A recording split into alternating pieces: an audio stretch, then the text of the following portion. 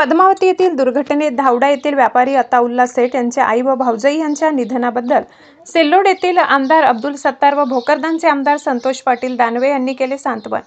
भोकरदन तालुक्यातील पद्मावती येथे 7 ऑगस्ट रोजी शुक्रवारी सायंकाळी घडलेल्या अत्यंत दुर्दैवी घटनेत धावडा येथील अताउल्ला सेठ यांचे आई अख्तरबी अमानुल्ला खान आणि भाऊजाई सुलताना बेगम जियाउल्ला खान यांच्या पत्नीचे निधन झाले। या दुःखद प्रसंगी त्यांच्यावर धावडा येथील कब्रस्थानात शनिवारी दुपारी 2 वाजता शोकाकुल वातावरणात दफनविधी करण्यात आले।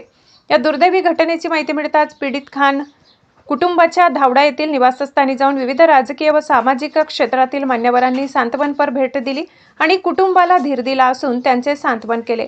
यावेळी भोकरदन जाफराबाद संघाचे आमदार संतोष पाटील दानवे व सिल्लोड मतदारसंघाचे आमदार अब्दुल सत्तार यांनी निवासस्थानी जाऊन कुटुंबाचे विचारपूस करून त्यांना धीर दिला असून यावेळी भोकरदनचे शेख नजीर भाई, माजी नगराध्यक्ष भोकरदन केशव तायडे, तालुका अध्यक्ष सिल्लोड शेख सलीम, पंचायत समिती सदस्य शिवणा ठोंबरे पाटील, अजित सेठ माजी उपसभापती सिल्लोड, नंदकुमार सहारे, ताठे साहेब माजी जिल्हाध्यक्ष राजाभाऊ देशमुख, त्र्यंबकप्पा पाबडे तालुका अध्यक्ष अब्दुल सत्तार, शहराध्यक्ष भोकरदन शेख रिजवान भोकरदन, गुड्डू कादरी भोकरदन यासह धावडा येथील उपसरपंच इक्बाल खान पठाण, डॉक्टर प्रमोद कुलकर्णी, पत्रकार आदी मान्यवरांनी उपस्थित राहून कुटुंबियांचे सांत्वन केले। तसेच या घटनेतील जखमी व्यक्ती लवकरात लवकर बरे व्हावेत अशी प्रार्थना ईश्वर अल्लाहच्या दरबारात व्यक्त केली।